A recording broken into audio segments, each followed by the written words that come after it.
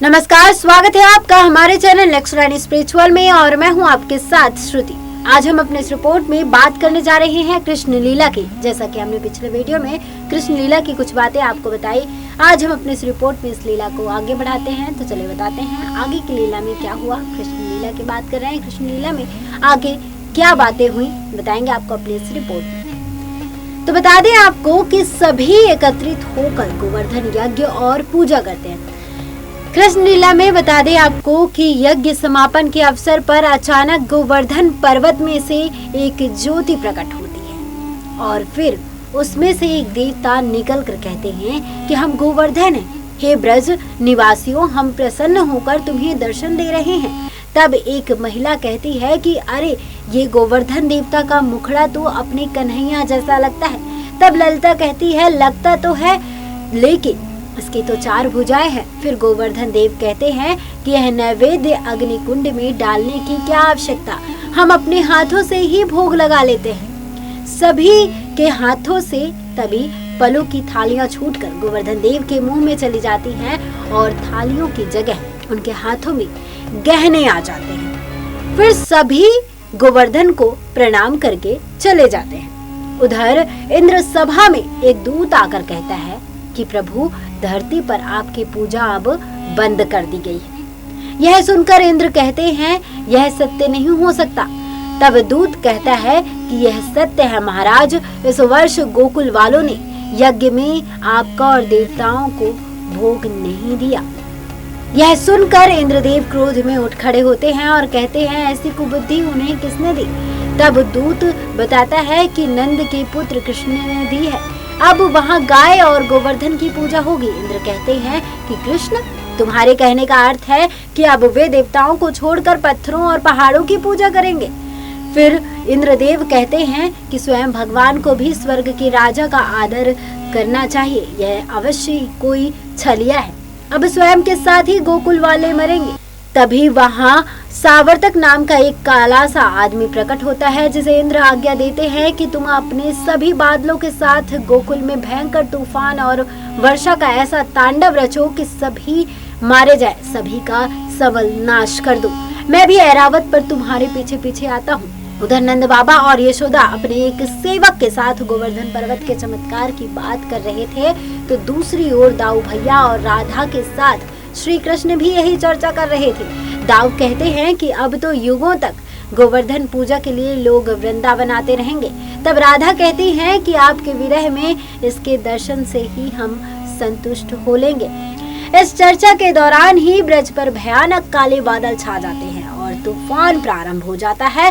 सारे नगर में वर्षा और आंधी का तांडव शुरू हो जाता है। कच्चे मकान और गौशालाएं टूट जाती हैं। ऐरावत पर बैठा इंद्र यह देखकर प्रसन्न हो जाता है। कुछ ही समय में बाढ़ जैसे हालात हो जाते हैं। बता दें कि जब भगवान श्री कृष्ण इंद्रदेव की पूजा के स्थान पर गिरिराज गोवर्धन और गाय माता की पूजा प्रारंभ करवा देते हैं, तो स्वर्ग का राजा इंद्र इससे क्रोधित हो जाता है और वह सावर्तक से कहकर गोकुल में भयंकर वर्षा करवाने लगता है। ब्रज पर भयानक काले बादल छा जाते हैं और तूफान प्रारंभ हो जाता है। सारे नगर में वर्षा और आंधी का तांडव शुरू हो जाता है। कच्चे मकान और गौशालाएं टूट जाती हैं। ऐरावत पर बैठा इंद्र यह देखकर प्रसन्न हो जाता है। कुछ ही समय में बाढ़ जैसे हालात हो जाते हैं। सभी ग्रामवासी नंद बाबा के घर के आसपास एकत्रित हो जाते हैं और घर की दूसरी माला की गैलरी में खड़े नंद बाबा से बचाने की गुहार लगाते हैं। नंद का सेवक कहता है कि नंद बाबा, लगता है कि धरती पर प्रलय आ गया है। गैलरी में खड़े श्री कृष्ण आसमान में देखते हैं तो उन्हें इंद्र नजर आ जाता है। वे दाऊ से कहते हैं कि अच्छा, तो इंद्र स्वयं वज्र लेकर आ गया है, अब तो गोकुल वासियों की रक्षा करनी पड़ेगी। तब दाऊ कहते हैं कि तुम ये सब रहने दो कन्हैया, मैं अभी जाकर इंद्र का ही नाश कर देता हूँ। तब श्री कृष्ण कहते हैं, नहीं दाऊ भैया, उसका नाश नहीं करना है, उसके अहंकार का नाश करना है, आओ मेरे साथ। फिर श्री कृष्ण बाबा से कहते हैं कि आप सभी मेरे साथ चलिए, जल्दी आइए। फिर श्री कृष्ण और दाऊ भैया सभी ग्रामवासियों को गोवर्धन पर्वत के पास ले जाते हैं। वहां पहुंचकर श्री कृष्ण गोवर्धन पर्वत को नमस्कार करके कहते हैं, हे गोवर्धन देवता, हमने आपकी पूजा की थी, इसलिए वो अभिमानी इंद्र हम पर कुपित हो गया है। अब इस समय हम आपको शत्रु बनाकर सारे गोकुलवासियों को सुरक्षित करना चाहते हैं, आप हमें अपना सहयोग दें।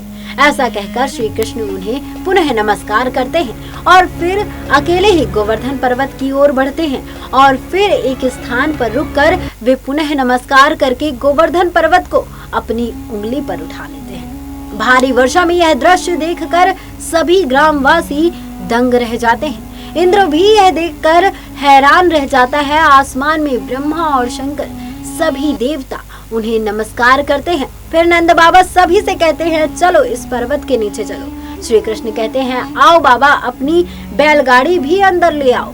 सभी ग्रामवासी हाथ जोड़े अंदर समा जाते हैं। सभी श्री कृष्ण के आसपास एकत्रित होकर श्री कृष्ण की लीला देखकर सभी उनकी जय जयकार करने लगते हैं।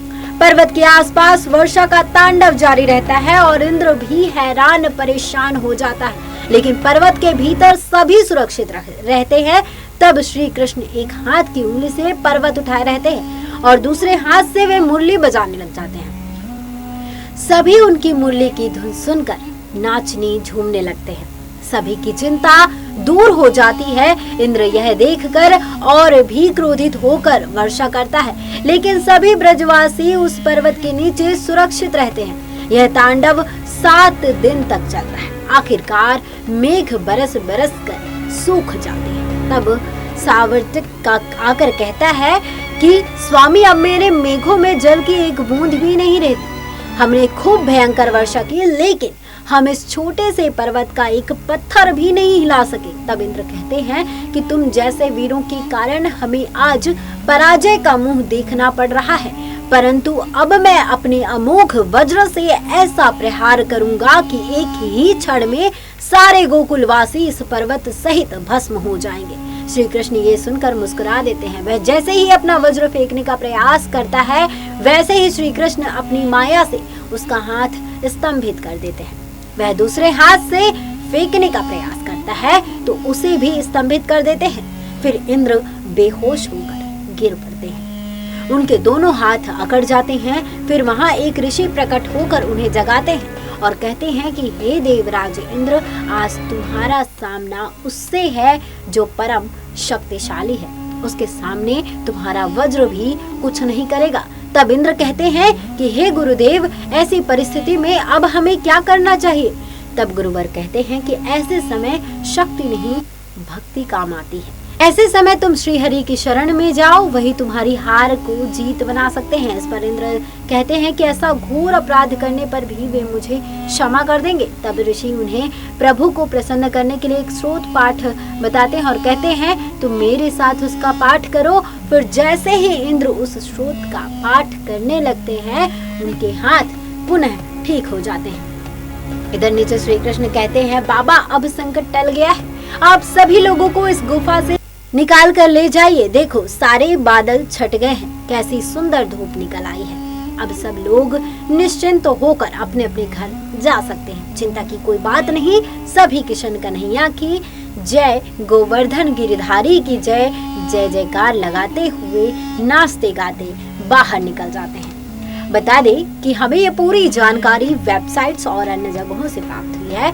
ये जानकारी आपको कैसी लगी, आप हमें कमेंट बॉक्स में कमेंट कर जरूर बताएं और इस वीडियो को ज्यादा से ज्यादा लाइक करें, शेयर करें और इस चैनल को सब्सक्राइब करें और देखते रहिए नेक्स्ट 9 स्पिरिचुअल। जय श्री कृष्ण।